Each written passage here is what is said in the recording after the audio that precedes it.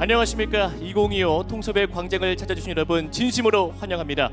저는 오늘 여러분을 통섭의 광장으로 안내할 진행자 송민수입니다. 반갑습니다. 와! 열기가 정말 대단한데요. 고맙습니다.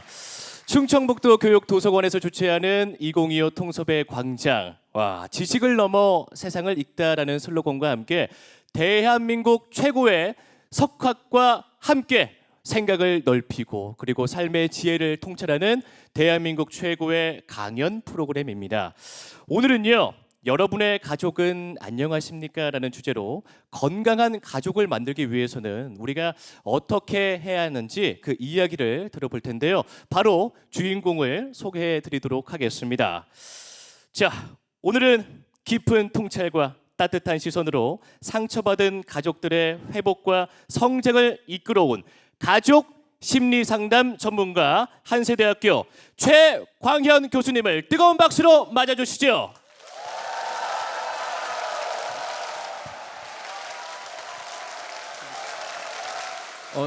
반갑습니다, 여러분들. 네, 저와 함께 이 시간 길지 않지만 가족이지만 타인입니다라는 주제로 같이 우리가 이야기를 나눠보도록 하겠습니다.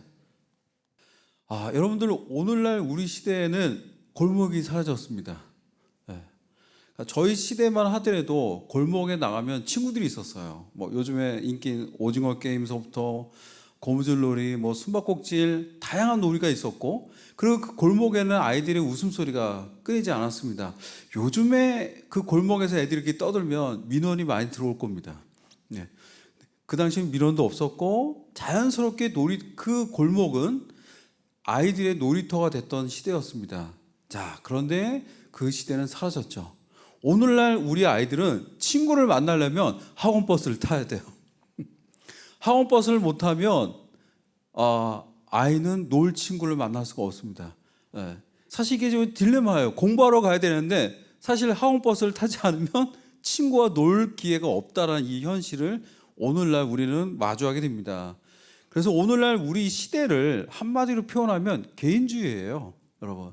저는 90년대 중반에 독일에 유학을 갔을 때 저와 같이 공부하는 독일 학생들에게서 엄청난 문화적 충격을 경험합니다. 외모도 일단 많이 달랐지만 그들의 어떤 문화와 어떤 삶이 너무 달랐어요. 그 중에 제가 아주 오랫동안 적응해야 됐던 게 뭐냐면 개인주의예요. 자, 이 개인주의는 사실 잘못하면 이기주의로 갈 수 있지만 개인이 중요한 사회라는 거죠. 하지만 저는 여전히 개인주의적인 면도 있지만 집단주의를 공유했던 저로서는 사실 이제 유학 생활에 적응하는데 많이 어려움이 있었습니다. 자, 요즘에 저는 최근에 20대 대학생들 속에서 제가 90년대 독일에서 느꼈던 그 낯설음을 느껴요. MZ세대죠. 사실 그들과 저희들은 좀 세대 간의 차이를 분명히 느낍니다. 그 세대 차이가 뭐냐면 개인주의입니다. 저희 같은 세대는 개인주의와 집단주의를 같이 공유한 세대고, 하지만 지금의 MZ세대는 개인주의 세대라고 이야기할 수가 있죠. 자, 그러다 보니까 어떠냐면 놀랍게도 가족이 더 중요한 시대가 됐어요. 옛날에는 엄마 아빠가 아니래도 삼촌이든 고모든 그다음에 친구들이 그 부족한 부모의 역할을 대신했었는데, 오늘날 우리 시대는 부모가 예전에 친구와 조부모, 삼촌, 이모의 역할까지 떠안게 된 시대라는 거죠.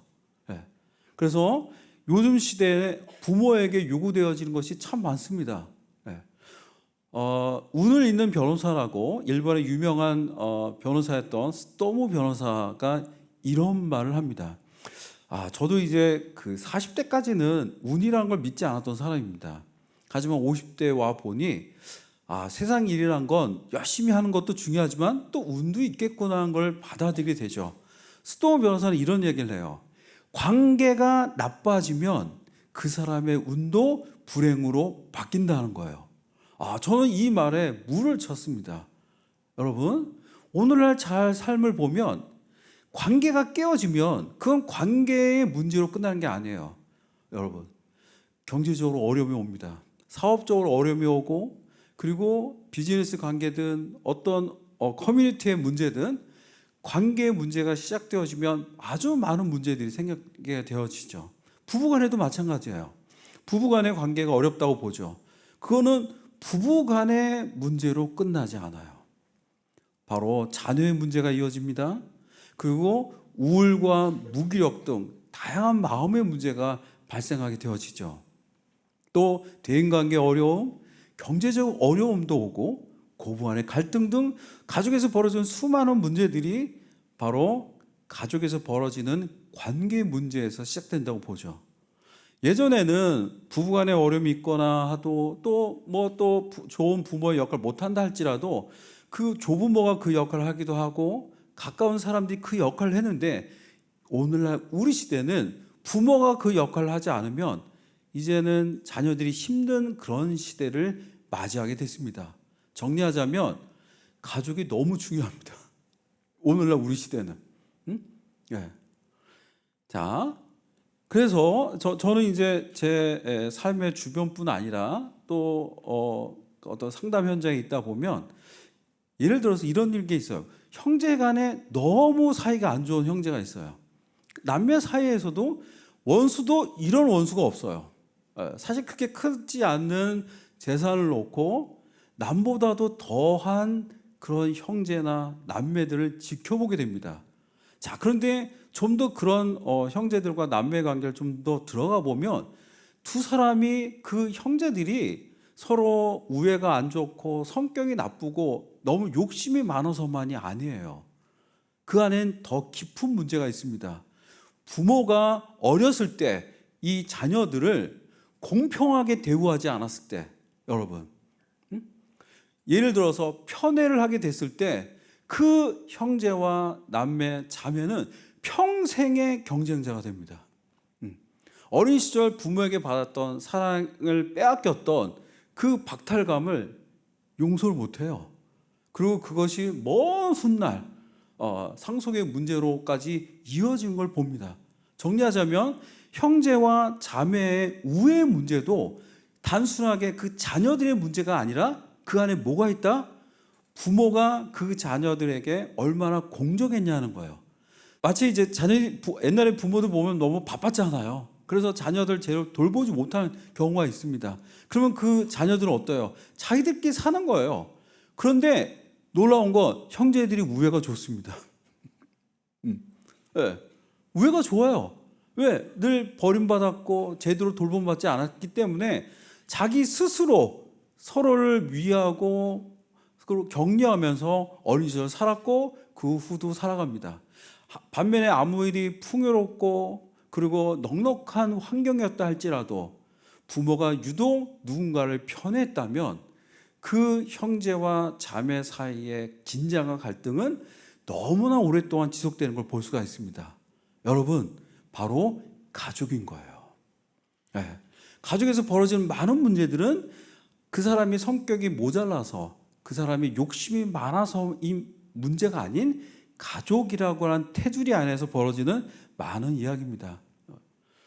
여러분들 가족 안에서 특히 부부간의 갈등이 생기면 어떻습니까? 그 부부간의 갈등과 긴장은 부부만의 문제로 끝나는 게 아니에요. 당장 일상의 삶으로 이어집니다. 예를 들어 볼게요. 부부간에 서로 이제 아침부터 크게 싸웠습니다. 예, 당연히 그 아침부터 싸웠으니까 기분이 너무 안 좋죠. 그런 상태에서 출근을 했습니다. 업무를 보는데 그만 부하 직원이 실수를 한 거예요. 예. 가뜩이나 실수로 인해서 좀 아침부터 스트레스 받는 환경이지만 이미 이 직장인은 아침부터 집에서 싸우고 온 거예요. 순간 부하 직원의 실수를 본 순간 어떻게 나올까요? 예. 자신도 모르게 인내심을 잃고 화를 내거나 짜증을 부릴 가능성이 높습니다. 네. 바로 자연스럽게 가족 안에서 벌어졌던 긴장과 갈등이 이젠 어디로 옮겨지고 있을까요? 직장, 사회로 옮겨지고 있는 걸 봅니다. 그래서 저는 이제 저의 직업은 벌써 뭐 20년 넘게 교육생활을 하지만 가족 심리학자, 가족 상담사이기도 합니다. 그래서 이혼을 하는 건 정말 너무나 안타까운데 이혼으로 끝나지 않는다는 거예요. 쓰나미가 옵니다. 예. 자, 그 쓰나미를 스토우 변호사가 이야기한 것 같습니다. 자, 그래서 오늘 우리는 이런 질문에서 시작될 수 있습니다. 문제 없는 가족이 있을까? 여러분, 문제 없는 가족이 있을까요? 늘 행복하기만 한 가족이 있을까? 있을 수 있겠죠. 하지만 드물 겁니다. 여러분, 우리 대한민국 어떻습니까? 끝없는 다이나믹 코리아 아닙니까? 격동의 역사잖아요. 네. 그 정치적으로 사회적으로 그 격동의 역사를 헤쳐나가고 그러면서 우리는 선진국이 된 나라 아니겠어요? 네. 가만히 모든 것들이 평안했던 적이 없습니다. 코리아에. 바로 우리의 가정도 마찬가지예요. 아무리 두 부부가 서로를 사랑하고 신뢰한다 할지라도 외부에서 아니면 내부에서 발생되는 수많은 긴장과 갈등이 있습니다. 그렇기 때문에 언제나 화목할 수는 없다는 거죠. 자, 그러면 어떻게 해야 될까요? 자, 오래전 사랑의 기술을 쓴 에릭 프롬이 이런 말을 합니다. 사랑에도 기술이 있다고. 사람들은 돈을 벌려고 그렇게 애를 쓰고 최선을 다하지만 정작 가장 중요한 행복을 위해서 그리고 사랑을 위해서 왜 배우려 하지 않는가라고 이야기를 합니다.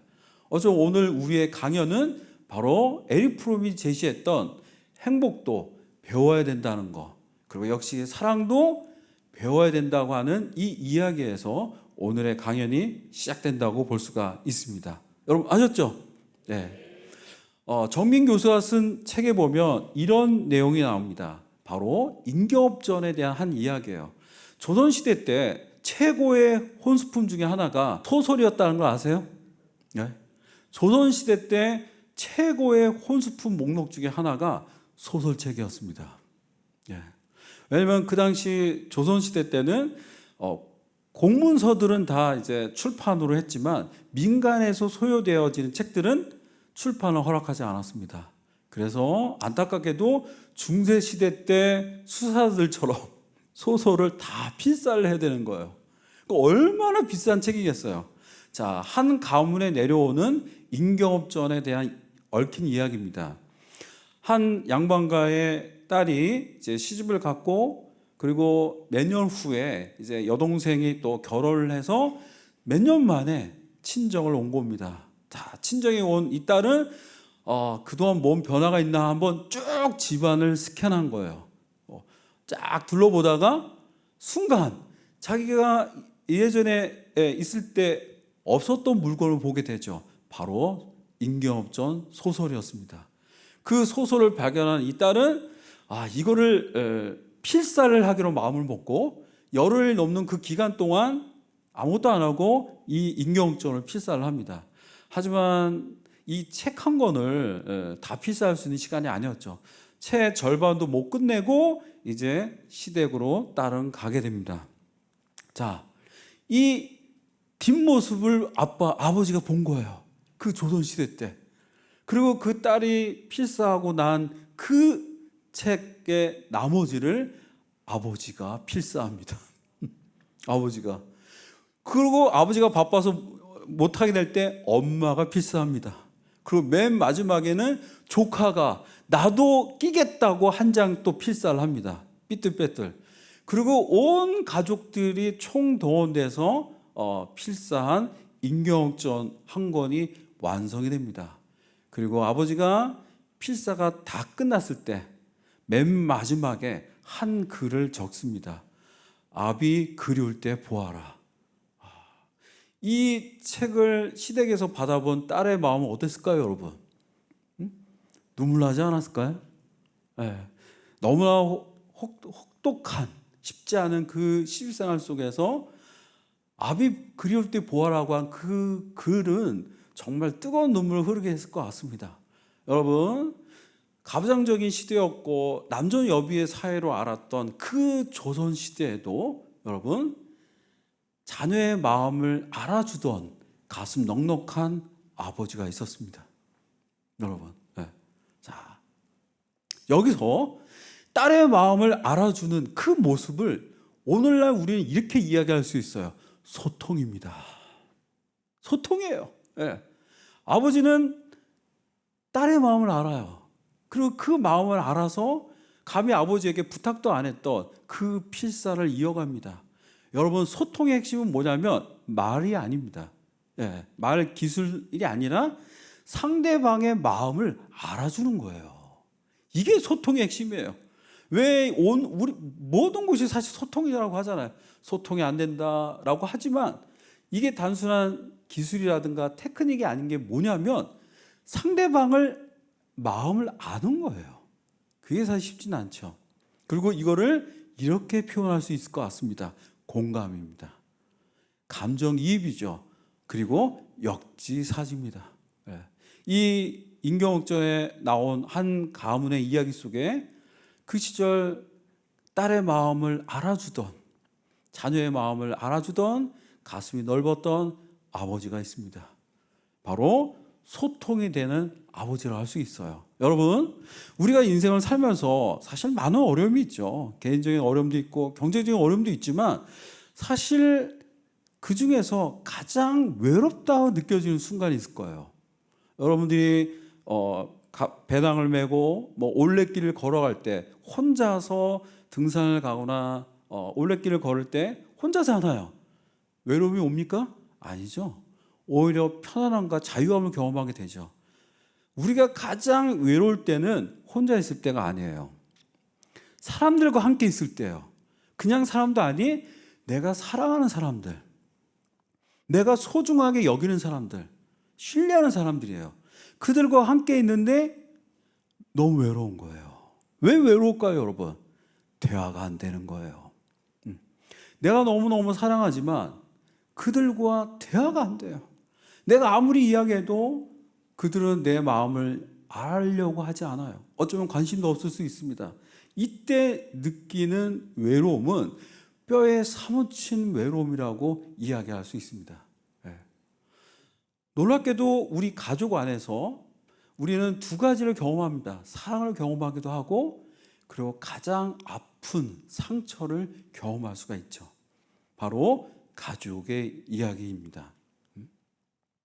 여러분, 내가 가장 미워하는 사람이 내가 가장 사랑하는 사람이란 걸 알게 될 때 이건 정말 너무 우리는 어렵습니다, 여러분. 내가 싫어하는 사람이에요? 안 보면 돼요. 근데 문제는 뭐냐면 내가 가장 사랑하고 내가 가장 신뢰하는 사람이 가장 나를 아프게 할 때예요. 바로 이런 이 딜레마가 발생하는 곳이 어디냐면 직장이 아닙니다, 여러분. 사회생활이 아니죠. 어딜까요, 여러분? 가족인 거예요. 부부관계, 부모와 자녀관계 안에서 벌어지는 많은 상처는 이 이중의 딜레마를 우리에게 보여준다고 할 수 있습니다. 자, 세계적인 베스트셀러 작가였던 알랭 드 보통이 20대 초반에 쓴 유명한 책이 있습니다. 우리는 사랑일까? 이 사랑일까의 소설은 24살의 여성 앨리스의 연애 이야기를 담고 있습니다. 이 소설 다 설명할 수는 없지만 앨리스는 어린 시절 너무나 외로웠던 딸이었습니다. 엄마 아빠는 이혼하고 그리고 고아나 다름없이 버림받게 되고 그리고 너무나 힘든 어린 시절을 보내게 됩니다. 소설은 이런 이야기를 해요. 앨리스야, 널 사랑해란 말을 들어본 적이 없기 때문에 늘 사랑이 배고팠던 여성이 바로 앨리스였다고 합니다. 그래서 앨리스에게 제일 중요한 게 있어요. 돈 많은 남자, 스펙 좋은 남자, 비주얼이 좋은 남자, 노. 나를 사랑할 남자예요. 가장 중요한 건 나를 사랑하는가예요. 그 외에는 중요하지 않았던 바로 앨리스입니다. 자, 이 앨리스가 처음 만난 남자가 있습니다. 바로 에릭입니다. 이름도 멋있어요, 에릭. 자, 이 에릭은 의사였습니다. 근데 생각보다 돈을 못 벌어요. 그래서 런던의 금융가에 취직해서 20대 백만장자가 됩니다. 더 놀라운 건 너무나 놀라운 비주얼이에요. 이 에릭과 같이 누군가가 한 여성이 걸어가면 에릭을 보지 않습니다. 감히 우리 에릭님 옆에 걷는 저 사람이 누구냐는 거예요. 네. 네. 너무나 놀라운 비주얼, 그리고 이미 실력으로 백만장자가 된, 이보다 더 성공할 수 있는 사람이 없겠죠. 바로 그의 첫 남자친구였습니다. 네. 자, 그런데 이 완벽한 남자 에릭에게는 한 가지 단점이 있어요. 아버지가 어린 시절 변호사였고 실직을 당하면서 그 실직에 대한 스트레스를 엄마에게 풉니다. 가정 폭력이 있었던 거죠. 네. 엄마는 어떻게든 이 결혼 생활을 유지하기 위해서 정말 또 매일 밤 아버지에게 괴롭힘을 당하지만 자녀들을 바르게 키우고 싶었던 엄마는 자신이 폭행당하고 고통당한 걸 자녀들이 모르기를 바랐습니다. 네. 여러분들 자녀들이 모를까요? 네? 다 알죠. 그 소리가 안 들리겠어요? 다 들리죠. 엄마의 비명, 엄마의 눈물 다 느끼죠. 하지만 자녀들은 알았습니다. 에릭은 엄마가 알길 원치 않다는 거, 그리고 엄마의 바람대로 모른 척하면서 열심히 공부해서 현재 에릭의 자리에 와 있는 것 같습니다. 자, 이렇게 완벽했던 에릭에게는 한 가지 부족한 게 있다라고 소설은 이야기합니다. 소통이에요. 여러분, 상대방을 정말 마음을 알아주기 위해서 오늘 임경옥전에 나온 것처럼 그 상대방의 마음을 알아주기 위해서 필요한 능력이 있어요. 공감입니다. 공감이에요. 자, 그런데 이 에릭은 어린 시절부터 자기 감정을 인정할 수가 없었어요. 엄마가 아빠에게 늘 맞고, 그리고 혼란스럽지만 그 혼란스러움을 물을 수도 없었고 모른 척 했어야 되는 거예요. 그러다 보니 에릭은 자신의 감정도 모르고 더 나아가서 앨리스의 감정을 공감하기가 어려웠던 거예요. 네. 자, 앨리스는 에릭하고 자기가 어린 시절에 외로웠고, 그리고 그것 때문에 얼마나 상처받았고 힘들었는지를 이야기하고 싶었어요. 그때 에릭이 너 정말 너무 힘들었겠구나, 정말 외로웠겠어 라고 공감해주고 이해해줄 때 너무 사랑받는다는 느낌을 받고 싶었던 것 같아요. 하지만 에릭은 공감을 못하는 거예요. 내가 어릴 때 너무 외로웠어요 라고 이야기할 때 에릭은 우리 되게 좋은 레스토랑이 생겼는데 우리 레스토랑 갈까? 말을 돌립니다. 내가 어릴 때 너무 외롭고 힘들었어, 기숙사에서. 잠깐만, 우리 여름에 어딜 휴가 가지? 이러면서 말을 돌리고, 그리고 앨리스가 힘들었던 그 이야기를 들으려 하지 않습니다. 어느 순간 둘의 관계는 삐걱거리고, 그럴 때 나타난 남자가 누구냐면 필립입니다. 자, 두 사람을 한번 비교해 볼게요. 소설에 에릭은 모든 걸 갖춘 남자입니다. 비주얼, 돈, 경제력. 자, 필립은 블루칼라입니다. 음향 기사예요. 네. 둘은 비주얼도 경제력도 너무 다르죠. 자, 앨리스는 어느 날 필립과 같이 출장을 가게 됩니다. 직장일로. 같이 이제 차를 운전하고 가면서 심심하죠. 그래서 순간 이런저런 이야기를 하는데 필립이 이야기를 다 들어주는 거예요.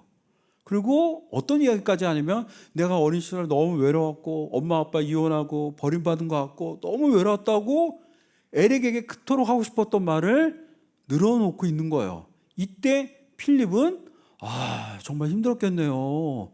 그래서 어떻게 했는데요? 라고 공감하고 물어보고, 그리고 더 이해하게끔 해요. 여러분, 대화가 된다는 건 뭐냐면 판을 깔아주는 거예요. 네. 상대방이 이야기할 수 있도록 판을 깔아주는 건 뭐냐면 그래요? 그래서요. 힘들었겠네. 이게 판이에요. 바로 필립은 이야기를 들어줄 수 있는, 그리고 공감할 수 있는 힘을 가진 사람이었죠. 어느 순간 앨리스는 깨닫습니다. 에릭에게 그토록 하고 싶었던 말을 처음 만난 필립하고 하고 있는 거예요. 이때 앨리스는 혼란에 빠집니다. 소설은 우리에게 물어요. 당신이 앨리스라면 이 두 남자 중에 누구를 선택할 건가? 모든 걸 갖춘 남자 에릭입니다. 비주얼, 경제력, 앞으로 더 성공할 남자예요. 하지만 소통이 좀 안 돼. 대화가 좀 안 돼. 공감받는 건 좀 어렵습니다. 반면에 옆에 있는 필립은 경제력 없습니다. 비주얼도 별로 없습니다. 그러니까 일부 매니아 측은 있을 수 있어요. 예. 근데 대화가 돼요. 여러분이 앨리스라면 누굴 택할까요, 여러분? 우리 관객분들, 우리 여성분들, 나는 에릭이다. 손 좀 들어주세요. 용기를 내세요. 에릭이다. 그래, 에릭. 자, 나는 필립을 택할 거다.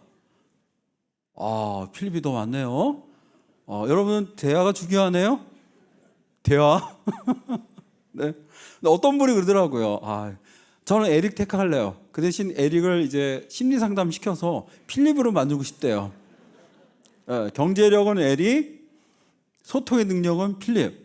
좋네요. 자, 근데 최악의 경우가 있습니다. 필립인 줄 알고 결혼했어.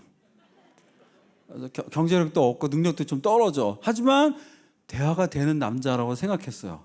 근데 결혼하고 보니까 소통의 능력이 에릭이야. 그리고 경제 능력은 필립이더라고요. 최악의 경우죠. 자, 여러분들 이 소설은 앨리스는 필립을 선택하는 것으로 이야기가 흘러갑니다. 제가 이 소설을 짧게 설명했던 건 뭐냐면 바로 소통입니다.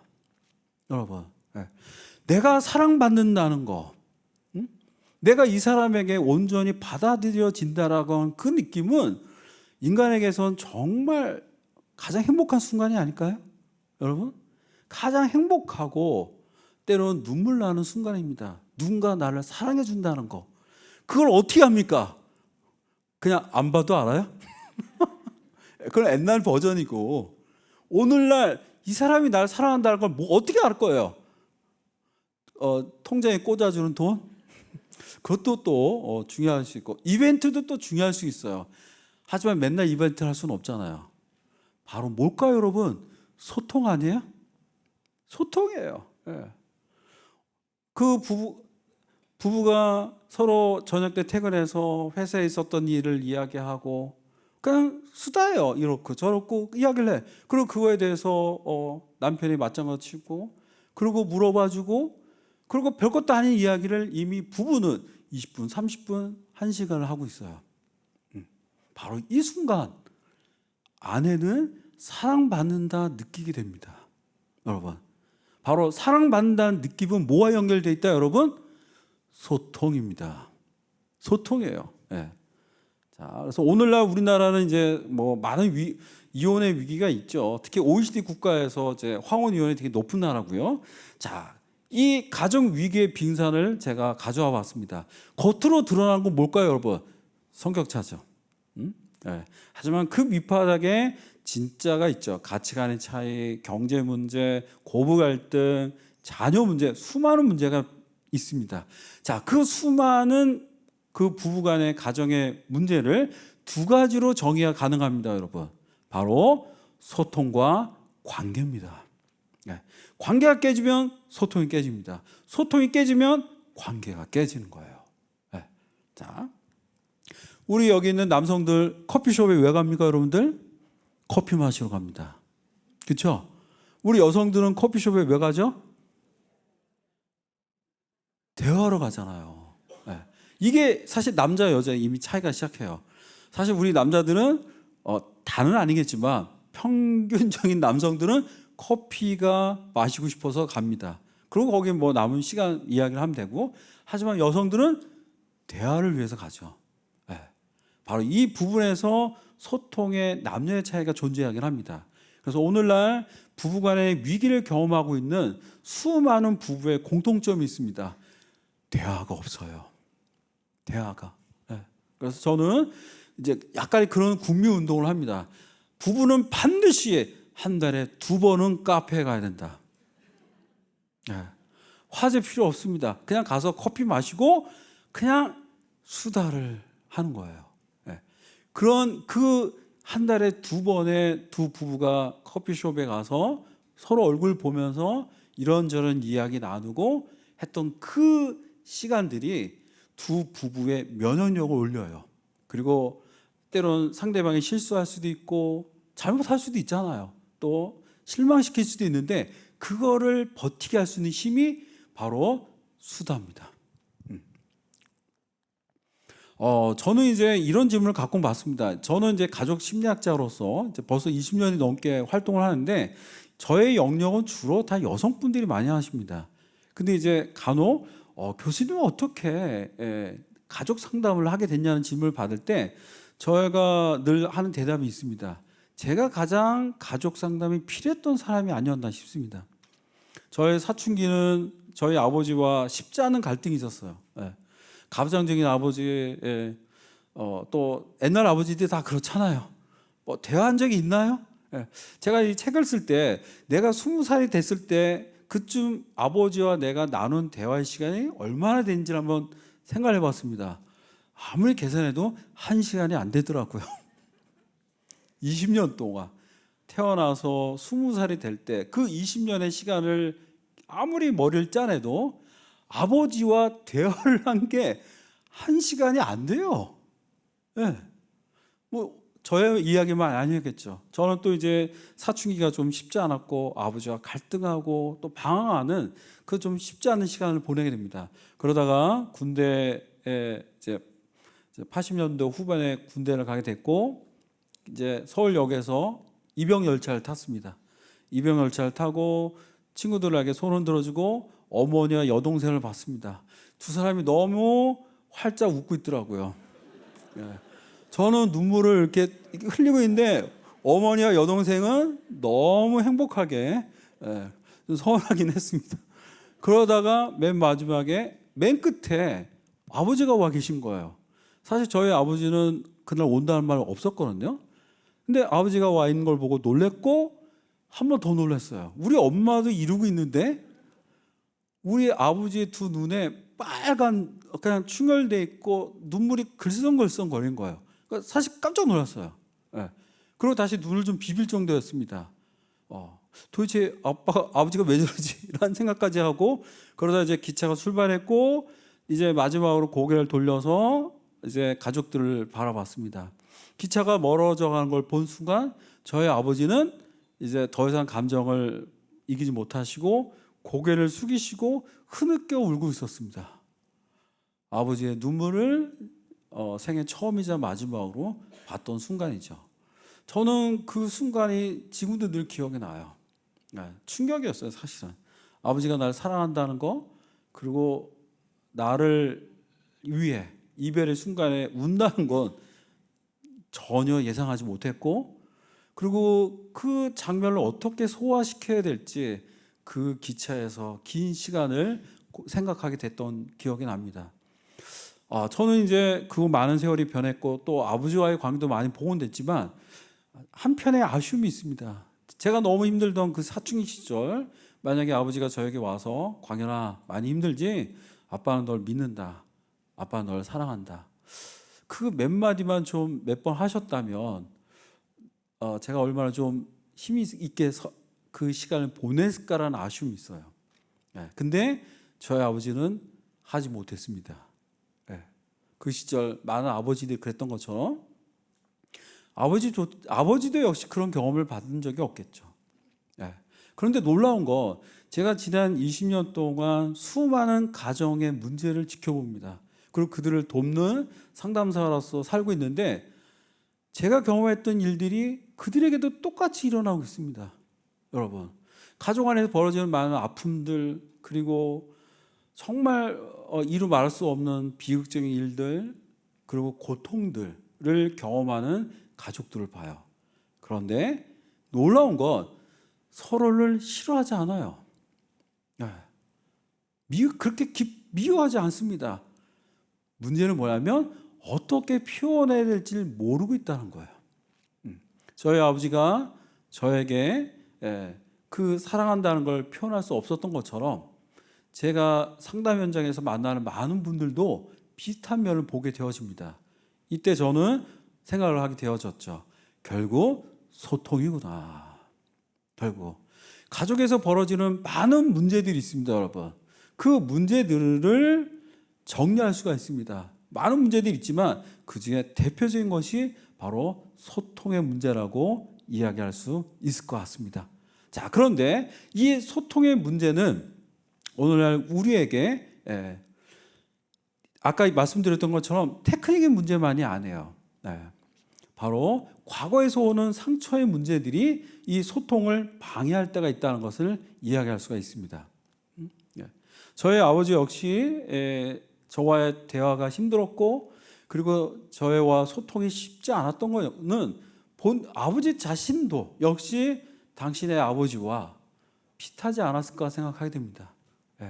대물림이죠, 사실은요. 저는 이제 2002년도에 이제 독일에서 공부를 마치고 한국에 귀국해서 지금까지 교수 생활을 하는데, 제가 처음 직장이 이제 요 충청권에 있는 한 대학이었어요. 요 충청권에 있는 대학에서 저의 첫 교수 생활을 시작한 적이 있습니다. 20년 전입니다. 가방을 들고 그 수업을 하던 첫 강의의 날이 지금도 기억이 나요. 얼마나 긴장이 되겠어요. 떨리고 그런 설렘과 긴장을 안고 이제 첫 강의실로 올라가는데 어떤 학생이 저를 알아본 거예요. 그거 알아보고 이제 새로 오신 교수님이시죠? 라고 하면서 커피 한 잔을 저에게 자판기에서 뽑아서 주려고 하더라고요. 근데 제가 너무 긴장돼 있어요. 그리고 또 제가 강의하던 그 강의가 4층이에요. 근데 엘리베이터가 없는 건물이었어요. 그 4층까지 이걸 들고 갈 생각하니까 너무 불편한 거예요. 그래서 그 학생에게 고맙지만 나중에 사줬으면 좋겠다라고 정중하게 거절하고 수업에 들어갔습니다. 한참 수업을 하는데 그 학생이 좀 늦게 들어오더라고요. 아까는 막 웃으면서 커피를 권했는데 수업에 할 때 얼굴 보니까 잔뜩 인상을 찡그로 저를 째려보더라고요.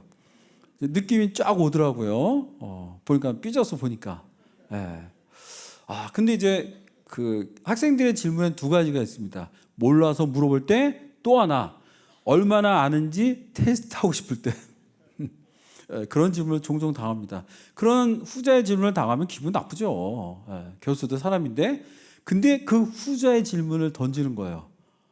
긴장이 되더라고요. 근데 문제는 뭐냐면 매주 그래요. 매주마다 이거는 도저히 안 되겠다 싶어가지고 이제 교수의 건의로 좀 이렇게 누르려고 하는데 학생이 그럽니다. 교수님, 우리 학교 홈페이지에 그 홈페이지가 열려 있어서 언제나 실시간 악플 달 수 있다는 거 아시죠?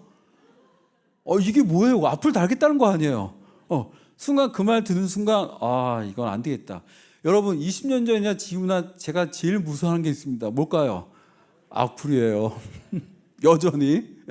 그 말을 듣는 순간 이건 안 되겠다. 대응하면 안 되겠다. 그냥 참기로 마음을 먹었습니다. 하지만 매주마다 좀 쉽진 않았던 것 같아요. 다행인 건 방학이 있잖아요. 종강할 무렵에 학생들과 이렇게 둘러 앉아서 음료와 다과를 먹는 시간을 마지막으로 가졌는데 제 옆자리에 그 학생이 앉더라고요. 저는 무서웠습니다. 긴장이 됐어요. 주스를 딱 따서 마시더라고요. 이렇게 보니까 입 대고 주스를 마시고 반쯤 그 주스를 남기고 그걸 저에게 권합니다. 교수님 주스 드세요? 아니 이게 새 주스도 아닌 그 반쯤 남긴 걸 주는 거예요. 하지만 저는 압니다.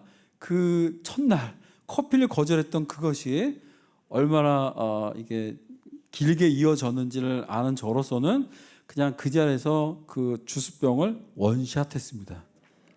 다 마셔주자마자 갑자기 학생의 표정이 첫날 그 순간으로 돌아갑니다. 교수님 너무 애쓰셨어요. 다음 학기에도 꼭 교수님 수업 들을게요 라고 하더라고요. 이렇게 해결될 줄 몰랐어요. 다행히 이제 방학을 보내고 그 다음 학기에 우연히 학교에서 같이 식사할 기회가 있었습니다. 학생이 같이 밥을 먹으면서 그런 거예요. 자기는 어린 시절 엄마 아빠가 너무 바빴대요. 그리고 엄마 아빠에게 예쁨 받으려고 다가갈 때마다 엄마 아빠는 저리 가, 저리 꺼져, 엄마 바쁜 거 안 보여? 라면서 거절했다는 거예요. 그리고 그 거절받으면 상처가 여전히 자기 안에 있다고 이야기를 하더라고요. 그때 알았습니다. 왜 이 학생이 그토록 쉽지 않았는지. 자, 여러분, 이 학생의 내면에 일어났던 심리적 현상을 프로이트는 이렇게 이야기합니다. 전이 감정. 우리 한번 따라합시다. 전이 감정. 우리 이거는 좀 배울만 합니다. 이 전이 감정은 뭐냐면 어린 시절에 예전에 경험했던 경험이에요. 그런데 그때 경험했던 불편하고 힘들었던 감정과 경험이 지금 그 사람과 전혀 관계없는 전혀 다른 사람에게 똑같이 그 감정을 느끼는 거예요. 자, 이 학생은 거절의 상처를 갖고 있습니다. 아팠겠죠. 힘들고 외롭고. 하지만 이제 성인이 됐고 이제 젊은 교수를 보게 되고 나름대로 친해지려고 한 거예요. 커피 한 잔 용기를 내서 사주면서 친해지려고 한 건데 그만 그 교수가 거절한 겁니다. 자, 거절당한 순간 이 학생에 뭐가 올라왔을까요? 이분이 사정이 있어서 불편해서 거절했구나. 다음에 사줘야지. 그게 아니에요. 바로 거절당한 순간 어떤 상처가 덧난 건가요, 여러분? 그렇죠. 어린 시절 엄마와 아버지에게 거절받았던 그 상처가 덧난 거예요. 그러면서 그 상처를 저에게 15주 동안 돌려줬습니다. 15주 동안. 저는 사실 억울한 거예요. 네. 여러분, 이런 전이 감정이 많이 발생한 곳이 있어요. 바로 가정입니다. 여러분. 그래서 우리 심리학자들은 이런 얘기를 합니다. 가정이야말로 전의의 전쟁터다. 여러분. 부부관계 안에서 부모와 자녀관계 안에서 과거에 내가 경험했던 아픔과 상처는 끊임없이 우리의 소통을 방해합니다. 저는 한 큰딸을 너무너무 이제 잡는 엄마를 봤습니다. 특히 큰딸이 자신감이 없고 쭈삣대고 눈치 볼 때마다 큰딸을 혼을 내요. 넌 왜 이렇게 눈치 봐? 좀 당당하게 네 이야기 해. 그럴 때마다 큰딸은 더 어떻게 될까요? 더 자신감이 없겠죠. 반면에 이 엄마는 둘째 딸을 너무 좋아합니다. 얘는 눈치가 없는 애예요. 할 말 다 하고 자유롭고 또 그런 둘째 딸을 너무 좋아해요. 저는 이분과 상담을 하면서 놀라운 걸 알게 됐습니다. 이 엄마의 어린 시절은 누구의 모습이었을까요? 그렇죠. 첫째 딸이었던 거예요. 늘 자신감 없고 눈치 보고 그리고 쭈삣댔던 바로 그 모습이에요. 그리고 그 첫째 딸의 그런 모습을 보면서 뭐가 떠올랐을까요? 지난날 나의 모습이 떠오른 거예요. 그러면서 큰딸을 거절하는 것 같았으나 밀어내는 것 같았으나 사실 누구를 밀어낸 겁니까? 지난날 자신의 그 모습을 밀어낸 거예요. 반면에 둘째 딸은 자기가 되고 싶었던 모습인 거예요. 여러분, 하다못해 부모와 자녀관계 안에서도 우리가 지난날 경험했던 상처들은 전이의 감정을 통해서 관계를 어렵게 만들고 소통을 힘들게 할 수 있다는 것을 여러분들은 아셔야 합니다. 아셨죠, 여러분들? 자, 그래서 이 이야기를 정리하겠습니다. 프로이트는 이런 말을 합니다. 부부가 누워있는 그 침대에 몇 명이 누워있다? 6명이 누워있대요. 여러분, 이 말이 뭘까요? 부부가 누워있는 2명이 누워있잖아요. 아내와 남편이 누워있는 그 침대에 2명만이 아니라 6명이 있다는 거죠. 그 나머지 4명은 누굴까요? 바로 부부의 부모입니다. 여러분, 부부관계에서 벌어지는 많은 갈등과 소통의 문제들 그리고 오해들, 그건 단지 부부만의 문제로 끝나지 않아요. 그 이면에는 그 두 부부의 부모의 삶 그리고 그 부모가 가졌던 아픔과 어려움들 그리고 소통의 문제들 모든 것들이 이 두 부부를 영향을 미치고 있다는 걸 볼 수가 있습니다. 자, 그래서 우리의 과거의 상처를 치유하고 회복하는 것이 중요합니다. 아셨죠? 네. 오늘날 저는 이제 오늘 이 강의를 통해서 결국 소통이 가장 중요하다는 걸 말씀을 드립니다. 그리고 건강하고 행복한 가정을 되기 위해서 가장 중요한 것은 바로 소통이라는 걸 할 수 있어요. 그리고 그 소통을 위해 필요한 게 있죠. 여러분, 과거의 상처를 돌아보고 치유하는 경험도 필요합니다. 자, 그런데 이 과거의 상처는 많은 것들이 필요하지만 무엇보다 필요한 게 있습니다. 소통이 필요합니다. 역설적으로. 자, 여러분들 이전 세대의 우리 선조들에게는 어떤 문화가 있냐면 똥똥 문화가 있었음을 기억을 합니다. 네. 근데 이게 진짜 있었다고 하더라고요. 예. 자, 예전에는 이제 뒷간이 있지 않습니까? 그 뒷간에 이제 판자로 이렇게 해서 술 취한 어른이나 다리가 짧은 꼬마들이 종종 빠지긴 합니다. 아, 이거 얼마나 큰 트라우마겠습니까, 여러분? 예. 근데 이렇게 뒷간에 빠졌을 때 우리 조상들은 아이를 건져내서 씻기고 달래고 그 다음에 하는 게 뭐냐면 집에 있는 찹쌀을 모아서 떡을 빚었다고 합니다. 급히. 명절이 안 돼도 떡을 빚고 그 약간의 떡을 갖고 아이가 빠졌던 뒷간에 가서 액막이 제사를 지냈다고 합니다. 그리고 액막의 제사를 지내고 나서 그 떡을 아이에게 줍니다. 그리고 아이는 동네에 나가서 이렇게 외쳤다고 합니다. 똥떡이오라고. 똥떡이오라고 외치면 사람들이 모여들죠. 다 압니다. 아, 얘가 똥떡간에 빠졌구나. 그래가지고 이제 그 가족들이 똥떡을 마련한 거구나라는 걸 알아채죠. 자, 여러분들 지금처럼 간식이 넘치는 시대가 아닙니다. 정말 떡은 1년에 몇 번 먹을까 말까 하는 음식이었죠. 예전 시대엔 바로 그 떡을 아이가 들고 온 거예요. 자, 동네 사람들은 그 떡을 하나씩 얻어 먹으면서 아이를 희롱하거나 놀리기보단 어떻게 했을까요? 괜찮아? 힘들었지? 나도 빠졌었어. 네, 바로 이거예요, 여러분. 이 아이는 사실 어린 나이에 트라우마에 노출된 거죠. 더군다나 그 뒷간은 매일 가야 되는 거 아니에요. 네. 그리고 이 아이를 혼내거나 타박하지 않고 지혜로웠던 우리 조상들은 이 아이를 씻기고 달래고 그리고 똥떡을 만들어서 이 아이를 달래는 게 가족만이 아니라 바로 이웃 공동체까지, 이웃들마저도 이 아이를 위로하고 지지하게끔 만들었던 거예요. 결국은 가족들뿐 아니라 동네 사람들에게 지지와 위로를 받은 이 아이는 다음 날 어떻게 할까요, 여러분? 뒷간에 갈 힘이 생기지 않겠습니까? 바로 이겁니다, 여러분. 우리가 마음에 갖고 있는 상처와 아픔이 있을 거예요. 상처 없는 사람이 어디 있겠습니까? 근데 문제는 그 상처와 아픔이 또아리를 틀고 계속 마음의 한 구팅에 마치 유리 조각처럼 박혀 있다면 나도 모르게 소통의 어려움을 유발할 수 있습니다. 오늘 배웠잖아요. 전이 감정. 나도 모르게 누군가가 내 상처를 건드리는 사람이 나타나게 되면 나도 모르게 그를 밀어내게 되고 이 사람과 상관이 없는 분노와 감정을 일으킬 수 있습니다. 자, 이 상처를 치유할 때 필요한 게 있습니다.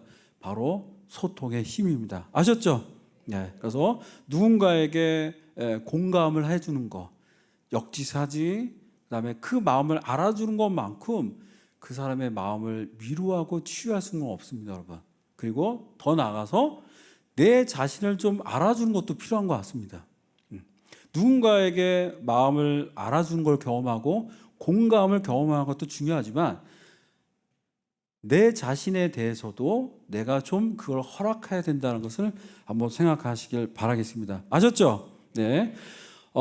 세계적인 가족 치료의 대표적인 이론가인 폴 와츠라빅은 이런 이야기를 합니다. 갈등이 있을 때 상대방의 입장이 되어 볼 것을 우리에게 권면합니다. 사실 부부간에 갈등이 생기고 그리고 부모와 자녀 간에 서로 의견 대립과 갈등이 생겼을 때 상대방의 입장이 되긴 사실 어려워요. 오히려 내 입장을 상대방에 전하려고 최선을 다하죠. 그러다 보면서 더 감정적으로 폭발하게 되고 더 관계는 어려워질 수 있습니다. 와치라빅은 우리에게 이야기합니다. 가장 힘든 그런 갈등일 때 오히려 상대의 입장에 서서 생각할 때 그 갈등을 풀 수 있다고 이야기하죠. 다른 말로 표현하면 뭡니까? 오늘 임경전에 나왔던 것처럼 상대방의 마음을 알아주려고 노력할 때 오히려 갈등의 문제를 쉽게 해결할 수 있다라고 이야기를 할 수 있습니다. 그리고 이거를 다른 말로 쉬운 말로 정의할 수 있어요. 바로 역지사지입니다. 오늘날 우리 가족에게 정말 중요한 한 단어가 필요한 것 같습니다. 역지사지예요. 내 입장과 내 생각만이 아니라 상대편의 입장과 상대편의 감정을 느끼려고 하는 거야말로 가족의 어려움과 아픔을 치유할 수 있는 최고의 단어란 걸 여러분들이 기억하시길 바랍니다. 아셨죠? 네. 그래서 오늘 강의를 정의하면서 한번 여러분들한테 이런 질문을 하고 싶습니다.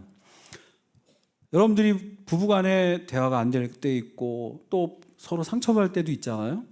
그리고 자녀의 관계도 마찬가지고, 그리고 더 나아가서 여러분들이 어린 시절 부모에게 받았던 상처들, 그리고 여전히 내 마음속에 박혀있는 마치 유리 조각처럼 가슴에 박혀있는 상처들이 있을 겁니다. 갈등이 생기고 오해가 벌어지고, 그리고 때로는 그로 인해서 너무 고통스러운 감정이 올라올 때가 있습니다. 근데 순간 한번, 잠시 한번 상대방을 향해서 역지사지 한번 해보시기 바랍니다. 네.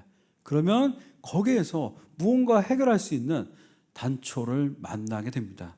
그리고 소통이 주는 놀라운 치유의 힘을 우리가 갖게 되지 않을까 봅니다. 여러분 아셨죠?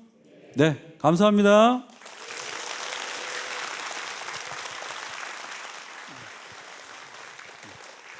네, 강연을 해주실 때 여러 가지 사례 중심으로 이야기를 해주시다 보니까 공감도 많이 가고 또 즐거웠던 그런 시간이었습니다. 이제 질의응답 시간인데요. 저는 좀 놀랐어요. 저희가 사전에 질문을 몇 개 받아봤는데 역대급으로 많은 질문이 들어왔습니다. 네. 가족의 갈등이 그렇게나 많나 봐요. 네. 그래서 저희가 사전에 받은 질문 몇 개와 그리고 즉석으로 좀 질문 몇 개로 이렇게 진행해 보도록 하겠습니다. 먼저 첫 번째 질문입니다. 부부지만 경계를 침범당하지 않고 사는 방법이 있을까요? 라는 질문인데 일단 그 경계라는 게 눈에 보이는 게 또 아니고 법으로 정해진 게 아니잖아요. 그러니까 부부관계에서도 부부에게도 경계가 있습니다. 경계가 있어요. 아, 그렇죠. 어떤 경계가 있죠? 네. 부부는 한 몸이기도 하지만 각각의 인격을 가진 존재입니다. 바로 그걸 존중해 주는 거예요. 그러니까 보통 우리는 하나야, 우리는 한 몸이잖아라고 생각하면서 내가 생각한 거를 상대방도 똑같이 생각해야 된다라고 오해할 수 있습니다. 아닙니다. 다른 부부는 똑같은 부부고이지만 다른 생각을 할 수도 있거든요. 그렇죠. 네. 그걸 존중해 주는 것이 이제 바로 경계라고 설명할 수가 있습니다. 이번에는 좀 가족 관계에 대한 질문입니다. 친정이나 시댁 가족과의 갈등 이후에는 어느 정도로 선을 지키거나 거리를 유지하는 게 좋을지, 만약에 이 불편한 상황이 계속 지속된다면 그런 감정을 이야기하는 게 맞는지 어렵습니다라는 그런 질문이거든요.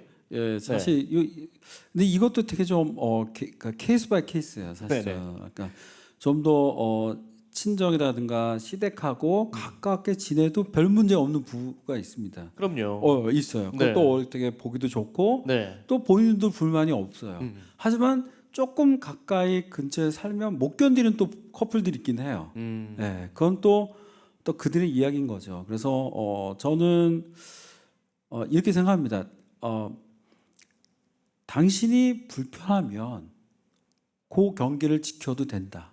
네. 일부러 억지로 인위적으로 할 필요는 없다라고 저는 설명하고 싶습니다. 이렇게 좀 가족 관계 질문까지 좀 드려봤고, 다음은 부모와 자녀 관계에 대한 갈등 질문이에요. 이분은요, 딸 아이가 둘인데요라고 하시면서 시작을 하셨어요. 고3과 중2라고 합니다. 참고해 주세요. 서로 본인을 덜 사랑하는 것 같다고 해요. 큰애가 작은애 보고 여우짓 한다며 미워하며 말을 안 하는데요. 제가 정말 많이 속상한데 방법을 잘 못 찾겠네요. 라는 질문이거든요. 근데 이렇게 제가 말씀드리고 싶습니다. 네. 아이들은 본질을 깨뜨리는 힘이 있어요. 본질을 깨버려요. 본질을 보는 꿰뚫어요. 눈이 있어요. 정확하게 봐요. 아이들이 시선이 꿰뚫어 본다. 정확합니다. 예. 아무리 엄마가 예를 들어서 네. 이제 첫째가 너무 좋은데 네. 그냥 그게 미안하니까 둘째도 좋은 척을 하면 다 알아요. 네. 예. 그러니까 솔직히 특히 아이의 말이 틀리지 않을 수 있습니다. 그래서 근데 아이의 입장에서는 그걸 인정하지 않고 속이는 게 더 싫을 수도 있어요. 그 때문에 아까도 제가 강의에서 말씀드렸지만 아이들이 경험하는 가장 큰 상처는 편애라고 느낄 때예요. 예, 근데 자 그렇기 때문에 뭐 사실 엄마도 아빠도 뭐 사람이잖아요. 누가 더 좋을 수도 있어요. 자 그러면 또 그 좋은 애를 좋아할까? 그러면 또 이제 상처가 되니까 좋은 부모의 출발은 그 일관성과 공정성을 유지하려고 애를 쓰는 거예요. 예. 그러니까 완벽하지는 않아도 돼요. 하지만 노력은 해야 될 것 같아요. 자, 그리고 다음 질문은요. 즉석에서 좀 받아볼까 합니다. 현장에 오늘 강연을 들으시고 뭐 속 시원하게 궁금증이 좀 해결된 분도 계시겠지만 오히려 질문이 생긴 분들도 계실 것 같아요. 즉석으로 지금 손을 들어주시면 좀 도움을 드리겠습니다. 자, 먼저 왼쪽에 계시는 우리 여성분께 마이크를 드려볼게요. 오늘은 이렇게 저희 아들이랑 같이 오게 되어서 더 의미 있는 강연이라고 생각됩니다. 그래서 질문 하나 드리려고 합니다. 저희는 효라고 하는 가치를 갖고 있잖아요. 그러한 중에 저희 하나의 사람으로서 하나의 개체로서 독립된 심리적으로 독립되어야 하는데 이 둘이 갈등을 빚을 때 그 기준을 어떻게 세워야 하며 그것을 해결하는 방안은 무엇인지 좀 알고 싶습니다. 되게 어려운 질문이고 또 고민되는 주제인 것 같아요. 그러니까 우리에게 효의 가치가 있잖아요. 예, 그래서 그 뭐 거의 뭐 500년 그 수천 천년 넘게 우리에게 내려오는 그 전통 가치가 있고, 그다음에 요즘에 우리의 그 가족의 원리 중에 하나가 개인주의잖아요. 오늘 앞으로 우리 시대는 개인주의 문화일 거예요. 예, 그래서 효는 집단주의예요. 예, 그런데 오늘날 우리 삶의 가치가 개인주의이기도 해요. 그래서 이 두 문화가 어떻게 절충을 이룰지가 사실 되게 고민인 상황인 것 같아요. 그래서 저는 이렇게 될 것 같아요. 때론 집단주의가 필요할 땐 집단주의를 하고, 그리고 또 개인주의의 또 모습을 존중하는 거예요. 그러니까 무조건 한쪽으로 그냥 끌어당기는 것이 아니라 집단주의가 필요할 땐 그렇게 하는 것도 하는 것도 좋고, 하지만 개인주의적인 문화도 존중해 주는 거. 예. 상호 존중의 그 자세를 절묘하게 조율하는 게 있지 않나 싶습니다. 네. 질문을 하나 더 받아볼까요? 아까 손든 분이 몇 분 계셔가지고요. 네, 지금 손 들고 계신 분. 네. 네, 안녕하세요. 저 교수님의 가족의 두 얼굴 책 참 인상 깊게 읽었습니다. 책에서 자아 분할을 높이기 위해서는 덜 감정적으로 대응하는 것이 중요하다고 하셨는데요. 막상 실천하려고 하면은 참 그게 어렵더라고요. 그래서 일상생활에서 자아 분할을 높이기 위한 구체적인 혹시 방법이나 팁이 있다면 좀 알려주세요. 그 자아 분할을 다른 말로 표현하면 자존감입니다. 자존감. 네. 오늘날 우리 시대는 자존감의 심리학이잖아요. 그래서 자존감을 높이기 위한 여러 가지 방안 중에 하나가 사실 나를 좋아하는 거예요. 나를 좀 긍정적으로 여기고, 그리고 오늘 강의했던 것처럼 내 자신을 좀 더 공감하고 내 자신에 대해서 좀 긍정적으로 보려고 애를 쓰는 자세도 하나의 좋은 방법인 것 같아요. 그러니까 사실 오늘 우리는 다른 사람들한테는 되게 관대할 수 있어요. 반면에 자기 자신에게는 되게 냉정할 수 있거든요. 네, 더 비판적이고, 그래서 좀 더 자기 자신에 대해서 공감하려고 애를 쓰자. 그러니까 오직 나만 공감하면 또 이제 문제가 되겠지만, 네, 그래서 좀 균형을 이뤄야 되겠지만, 그래서 나를 좀 좋아하려고 하고 내 감정과 내 아픔을 좀 공감하려는 자세가 좀 하나의 방법일 것 같습니다. 뭐 마지막으로 질문 하나 더 받아볼까 하는데, 네, 자, 저 위에 네, 질문해 주시죠. 네, 안녕하세요. 제가 올해 2025학년도부터 기숙사 생활을 시작했어요.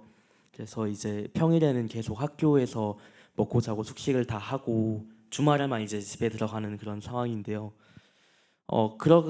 이렇게 대면을 거의 안 하다 보니까 이제 여기서는 이제 가족이지만 타인입니다라고 말씀하셨는데 저는 약간 타인이지만 가족입니다. 약간 이런 상황 같거든요.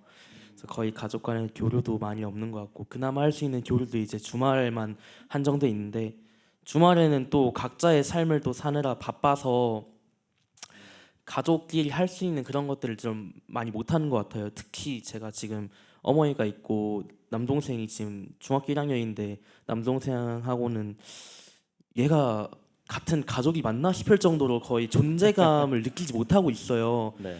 그래서 뭔가 아무래도 그런 한계점이 있어도 같이 잘 만나지 못하는 한계점이 있어도 그래도 가족으로서의 동질성을 느낄 수 있는 그 정도까지의 사이는 저는 돼야 된다고 생각하는데 그러려면 어떻게 해야 좀 더 가족 구성원과 가까워질 수 있는지 전 그게 좀 궁금합니다. 네, 먼저 이렇게 이런 갈등을 진짜 이야기할 수 있는 게 정말 큰 용기가 필요하거든요. 다시 한번 박수 한번 부탁드릴게요. 네, 교수님 답변 한번 주시죠. 놀랍습니다, 학생. 네. 보통 이제 학생이 했던 질문은 보통 반대의 경우가 많아요. 맞아요.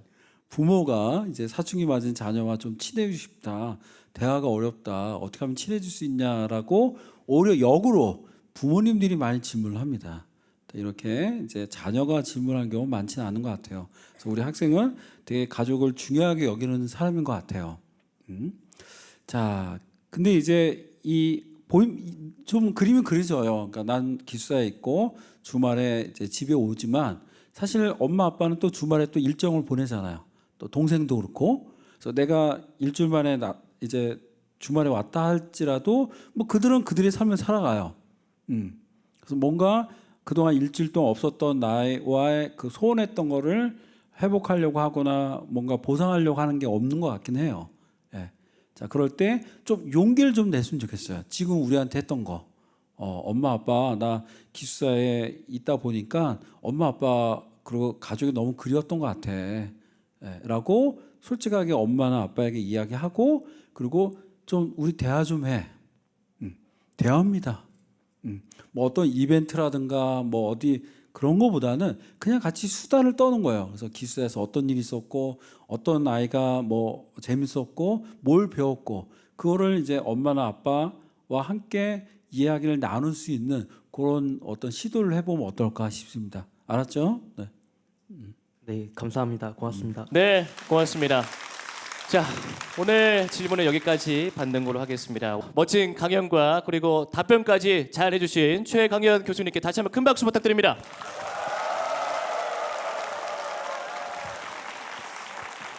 네, 오늘 약 1시간 동안 정말 가족에 대해서 돌아보고 또 나는 가족 구성원으로서 잘 역할을 하고 있는지에 대해서 좀 돌아보고 반성하는 그런 뜻깊은 시간이었던 것 같습니다. 충청북도 교육도서관에서 주최하는 2025 통섭의 광장 오늘은 여기서 마무리 짓겠습니다. 앞으로도 통섭의 광장 많은 관심과 사랑 부탁드립니다. 함께해 주신 여러분 고맙습니다.